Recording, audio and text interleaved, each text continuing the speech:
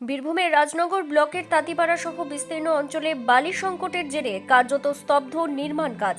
আর এর সরাসরি প্রভাব পড়েছে স্থানীয় রাজমিস্ত্রি ও নির্মাণ শ্রমিকদের রুজি রুটিতে।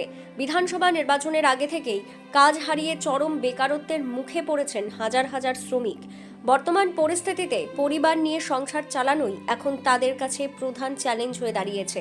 সমস্যা বলতে আমাদের তাঁতিপাড়াতে একবারই বালি ঢুকছে না। গত 1.5 মাস ধরে আমাদের ঘরে সংসার রয়েছে, ছেলেপিলে রয়েছে, তাদের মুখে অন্ন তোলা যাচ্ছে না। তারপরে হচ্ছে আমাদের লোন ফোন আছে, সেটাও দেওয়া যাচ্ছে না। লোনের জন্য চলে আসছে, অত্যাচারও হচ্ছে ঘরে, ঝগড়া ঝামেলা প্রচণ্ড। অথচ আমাদের তাঁতিপাড়াতে এখন অবধি বালির কোনো সুরাহা নেই। এটাই আমাদের বক্তব্য। কতদিন ধরে কখন ছুটবে এবং আমাদের জীবিকা মেরে দিলে আমরা কি করি?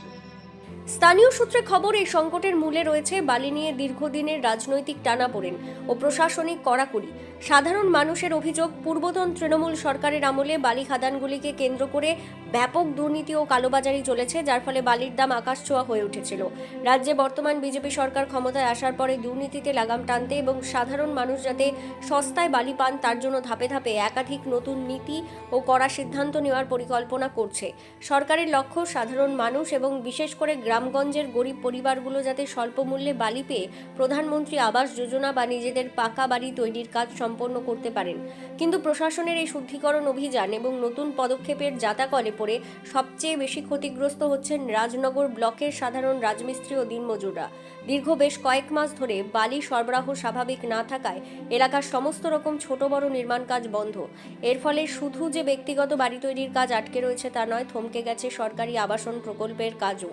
রাজনগর ব্লকের তাঁতিপাড়ার ঘরে ঘরে এখন শুধুই হতাশার ছবি। জমানো পুঁজি শেষ, ধারের বোঝা বাড়ছে, রাজনীতি আর প্রশাসনিক সিদ্ধান্তের লড়াইয়ে কাজ হারিয়ে সম্পূর্ণ কর্মহীন হয়ে পড়েছেন খেটে খাওয়া মানুষগুলো।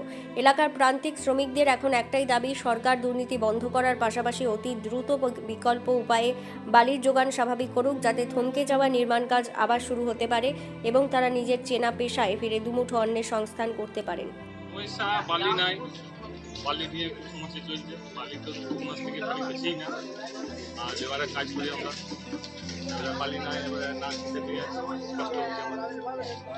তবে বাইরেও কাজে নাই, সুবিধা নাই, বাইরে যেতে পারছি না, ছেলে মেয়ে নিয়ে, ঠিক আছে। তবে বাইরে যাবো, তার ছেলে মেয়ে নিয়ে দিতে পারছি না, লোন আছে। বীরভূমের তাঁতিপাড়া থেকে সাগর বাউরির প্রতিবেদন, বীরভূম রার বাংলা।